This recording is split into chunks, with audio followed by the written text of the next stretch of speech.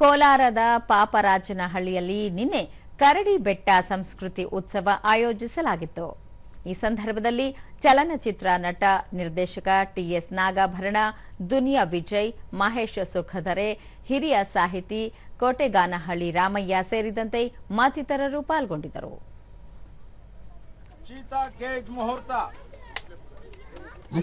ಈ ಬೆಟ್ಟದ girls and boys save ಬೆಟ್ಟ.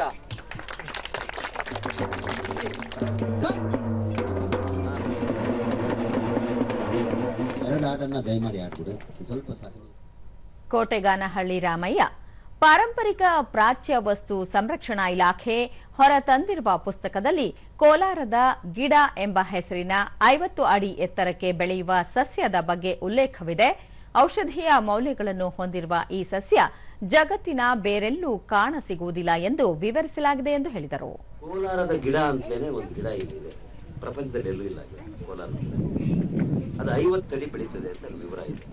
ತುಂಬಾ ಮೆಡಿಸಿನಲ್ ಉಪಯೋಗ ಇರೋದು ಮತ್ತು ಬಾದಾಮಿಗೆ ಬದಲಾಗಿ ಎಲ್ಲ ಅಡಿಗೆ ಪದಾರ್ಥಗಳಲ್ಲಿ ಬಳಸ್ತಾ ಇರುವಂತ ಮರ. ದೂರದರ್ಶನದೊಂದಿಗೆ ಕಲಾವಿದೆ ಉಮಾ, ಪ್ರಕೃತಿಯನ್ನು ಉಳಿಸಿ ಬೆಳೆಸಿ ಮುಂದಿನ ಪೀಳಿಗೆಗೆ ಬಳುವಳಿಯಾಗಿ ನೀಡುವುದು ನಮ್ಮೆಲ್ಲರ ಕರ್ತವ್ಯವಾಗಿದೆ. ಕೇವಲ ಒಂದು ಗಿಡ ನೆಟ್ಟು ಪೋಷಿಸುವುದರೊಂದಿಗೆ ಆರಂಭಿಸಿ ಪರಿಸರ ಸಂರಕ್ಷಣೆಗೆ ಕೊಡುಗೆ ನೀಡಬಹುದಾಗಿದೆ ಎಂದರು.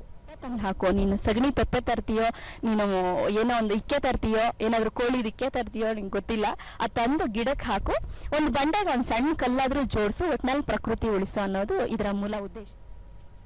ಪರಿಸರ ಪ್ರೇಮಿ ಭುವಿ ವಿನೂತನ ರೀತಿಯಲ್ಲಿ ಬೆಟ್ಟದ ಸಂರಕ್ಷಣೆಗೆ ಪಣ ತೊಟ್ಟಿರುವುದಾಗಿ ತಿಳಿಸಿದರು. ಬೇರೆ ತರ ನಾವು ಮೇನ್ ಸ್ಟ್ರೀಮ್ ಮತ್ತೆ ಡಾಮಿನೆಂಟ್ ಕಲ್ಚರ್ ಬಿಟ್ಟು ಬೇರೆ ತರ ಹೇಗೆ ತೋರಿಸೋದು, ಬೇರೆ ಬೇರೆ ಕಲ್ಚರ್ಸ್ ಇರೋದು ಅನ್ನೋ ಕೆಲಸ ತುಂಬಾ ಇಂಪಾರ್ಟೆಂಟ್ ಕೆಲಸ ಅಂತ ನಮ್ಗೆ ಅನ್ಸುತ್ತೆ. ಆ್ಯಂಡ್ ನಮ್ಗೆ ತುಂಬಾ ಒಳ್ಳೆ ಜಾಗದಲ್ಲಿ ಶುರು ಮಾಡ್ತಾ ಇದ್ದಾರೆ ಅನ್ಸುತ್ತೆ. ಬೆಟ್ಟದ ಮಧ್ಯ ಬೆಟ್ಟ ಉಳಿಸ್ಕೊಂಡು ಆಗುತ್ತೆ ಮತ್ತೆ ಹೊಸ ಕಲೆ ಕಟ್ಟಂಗೂ ಆಗುತ್ತೆ. ಅದಕ್ಕೆ ನಾವು ಬಂದಿದ್ದೀವಿ.